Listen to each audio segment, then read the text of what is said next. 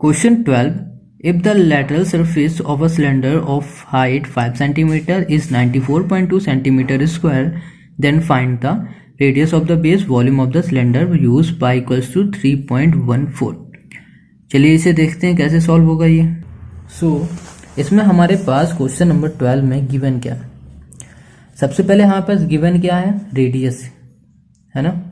Radius given नहीं है तो हम लोग इसको क्या कर लेंगे, इसको हम लोग लेट कर लेते हैं, let radius equals to R. ठीक है, आर मान लेते हैं।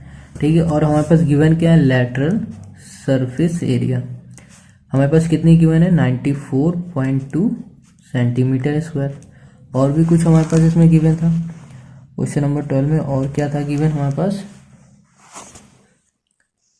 कैमरा हिल गया। हाइट गिवन है 5 सेंटीमीटर, हाइट है 5 सेंटीमीटर। ठीक है, ये सब हमें मिल गया। अब हम लोग क्या करेंगे, इसको फाइंड करेंगे। तो पहली चीज आपको ये पता होगी, लेटरल सरफेस एरिया और कर्व सरफेस एरिया मतलब एक ही होता है। ठीक है, तो इसमें हम लोग कौन सा फॉर्मूला लगाने वाले हैं, CSA या फिर LSA बोल लो, फॉर्मूला एक ही होता है दोनों का। फॉर्मूला क्या होता है, लेटरल सरफेस एरिया का ही मान लो, लेटरल सरफेस एरिया हमारा होता है 2πRH। ठीक है, और कर्व सरफेस एरिया का भी यही होता है। ठीक है, या फिर आप यहाँ पर लिख दो CSA, बात एक ही है। तो लेटरल सरफेस एरिया का फॉर्मूला क्या है, ये लेटरल सरफेस एरिया हमें कितना गिवन है, 94.2। ठीक है, इक्वल्स टू 2 इंटू पाई की वैल्यू कितनी होती है, 22/7 इंटू रेडियस हमें पता नहीं, इसी जगह में आ लिखते हैं। और H कितना है, 5। अब देखो जो यहाँ पर डिवाइड में वो यहाँ पर जाएगा इक्वल के साइड, तो किस में हो जाएगा, मल्टीप्लाई में। 94.2 इंटू 7 कर दो। ठीक है, अब ये जो मल्टीप्लाई में यहाँ आएंगे तो किस में हो जाएंगे, डिवाइड में हो जाएंगे। 2 इंटू 22 इंटू 5 कर दो। ठीक है, इक्वल टू क्या बच रहा है, R। हमने जो डिवाइड में थे यहाँ ले गए मल्टीप्लाई में, जो यहाँ पे मल्टीप्लाई में यहाँ ले गए डिवाइड में। ठीक है, अब देखो इसमें क्या करेंगे, इसको सॉल्व करते हैं, सिंपल है। अब 7 से इसे कैंसिल करो, तो 7 से करो तो 3.14 हो जाएगा। ठीक है, अब देखो क्या करो, 3.14 को हम लोग इससे सॉल्व करें तो हमारे पास क्या हो जाएगा, तो हम लोग अगर इसको इससे कैंसिल करते हैं तो हमारा कितने टाइम चला जाएगा, 30 टाइम चला जाएगा। 5 6 और 2 3। तो रेडियस हमारे पास कितनी आ गई, रेडियस आ गई हमारे पास 3। ठीक है, तो पहला हमने जो पूछा गया था क्वेश्चन रेडियस का, तो रेडियस हमने फाइंड कर लिया। अब सेकंड में क्या पूछ रहा है, सेकंड में पूछ रहा है इसी में वॉल्यूम। ठीक है, तो वॉल्यूम का फॉर्मूला क्या होता है, πr²h होता है, πr²h होता है। तो हमें रेडियस तो पता चल गई कितनी है, 3। पाई की वैल्यू क्या होती है, 22/7। रेडियस क्या है, 3 है, और हाइट क्या है, 5 है। ठीक है, सिंपल है। इसको इससे डिवाइड करो तो कितना आ जाएगा, 3.14, और 3 इंटू 3 करो, 3 3 9 होगा, इंटू 5 करो। अब क्या करो, 3.14 इंटू 5 9 45 आ गया। ठीक है, अब क्या करो, इनका मल्टीप्लाई कर दो, सिंपल है। जब इनका मल्टीप्लाई करेंगे तो हमारे पास क्या आएगा, 141.3 सेंटीमीटर क्यूब। तो ये आ गया हमारा आंसर। ठीक है, तो समझ में आ गया क्वेश्चन नंबर 12, बहुत इजी है क्वेश्चन। अब हम लोग करते हैं क्वेश्चन नंबर 13। क्वेश्चन नंबर 13 है, the ratio between the curve surface area and the total surface area of a right circular cylinder is 1:2. Find the volume of the cylinder if its total surface area is 616 centimetre square. तो हमें क्या करना है, simple से find करना है volume of the cylinder find करना है। और हमारे पास जो दिया हुआ है कर्व सरफेस एरिया और टोटल सरफेस एरिया, वो किस में दिया गया, रेशियो में गिवन है। ठीक है, चलो बहुत ईजी है ये क्वेश्चन, बस थोड़ा सा ट्रिकी है। नंबर 30 में हमारे पास जो गिवन है उसको हम लोग पहले लिख लेते हैं। वैसे गिवन तो हमारे पास सिर्फ टोटल सरफेस एरिया ही है और कुछ गिवन है भी नहीं उसमें। ठीक है, और रेशियो में दिया हुआ total surface area 616 centimetre square है। ठीक है, और CSA हमें पता नहीं है।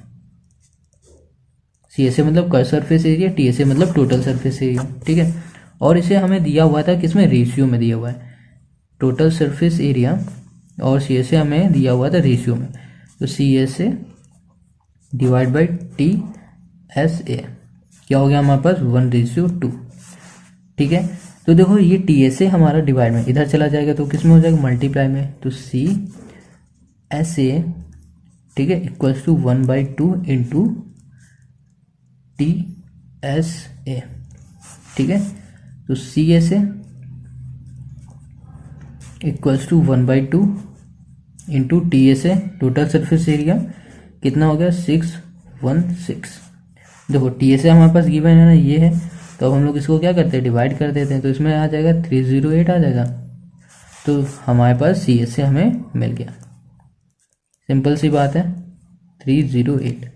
हमें तो वॉल्यूम निकालना था, सिंपल सी बात है, तो वॉल्यूम के लिए हमें हाइट भी चाहिए होगा, रेडियस भी पता होना चाहिए।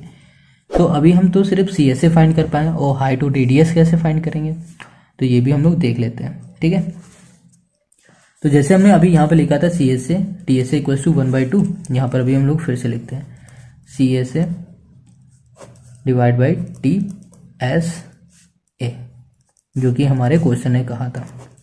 तो सी एस ए हमारे पास कितना है, सॉरी, सी एस ए का फॉर्मूला तो पता ही होता है, क्या होता है, कर्व सरफेस एरिया का फॉर्मूला क्या होता है, 2πRH डिवाइड बाई, और टी एस ए का फॉर्मूला क्या होता है, 2πR ब्रैकेट में h plus R equals to 1/2। देखो 2π से 2π कैंसिल, ठीक है, अब देखो r से r कैंसिल होगा, हो गया। अब हमारे पास क्या बच रहा है, देखो यहाँ पे बच रहा है h डिवाइड में बच रहा है h plus R equals to 1/2।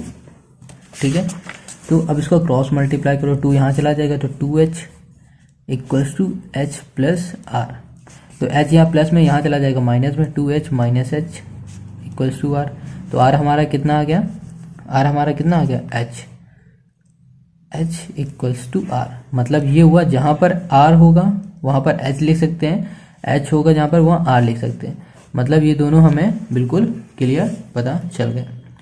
ठीक है, तो ये हमें मिल गया। अब हम लोग देखो क्या करेंगे, ये तो हो गया, अब हम लोग इसमें अब निकालने वाले हैं वॉल्यूम। तो कैसे निकलेगा, देखो सिंपल से हम लोग अब कर्व सरफेस एरिया की हेल्प से हम लोग वॉल्यूम निकालेंगे। ठीक है, कर्व सरफेस एरिया के बाद वॉल्यूम निकालेंगे। तो इसमें फॉर्मूला क्या था, 2πRH, 2 इंटू पाई की वैल्यू होती 22/7।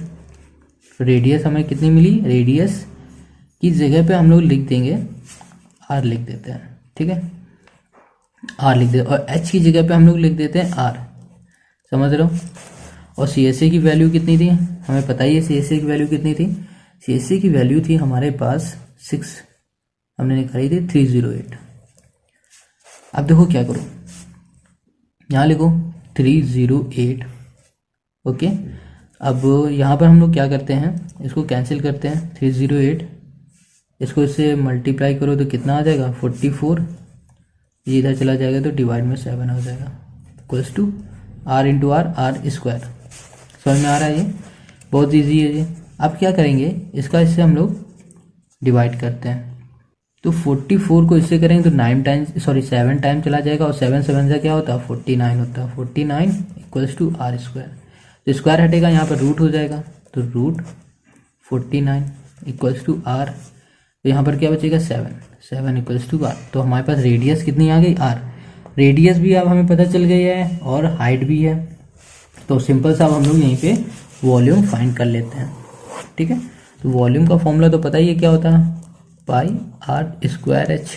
तो पाई की वैल्यू क्या होती है 22/7, रेडियस कितना है हमारे पास 7, और h की जगह पे हम लोग क्या लिखेंगे पता है, देखो जब हमारे पास r7 आ गया, ठीक है, तो h की जगह पे भी 7 लिख देंगे, क्योंकि h हमारा बराबर था किसका था, r के, तो हमारा h भी 7 हो जाएगा, तो हमारा h भी 7 हो जाएगा, तो 7 से 7 कैंसिल हो जाएगा, यहाँ बचेगा 22 इंटू 7 49। ठीक है, अब इसका हम लोग मल्टीप्लाई करते हैं तो हमारे पास क्या आ जाएगा 1078 सेंटीमीटर क्यूब, ये हो जाएगा हमारा आंसर। आई होप आपको ये वीडियो समझ में आ रही है, सारे क्वेश्चन समझ में आ रहे हैं। अगर आपको ये क्वेश्चन समझ में आते हैं तो आप हमें कमेंट करके ज़रूर बताएं, या फिर आप हमें मैसेज करना चाहते हो तो इंस्टाग्राम में आप हमें मैसेज कर सकते हैं। इंस्टाग्राम लिंक आपको डिस्क्रिप्शन में मिल जाएगी, तो जाइए हमें मैसेज करिए और अपने दोस्तों के साथ ये वीडियो शेयर करना बिल्कुल भी मत भूलना। Thank you.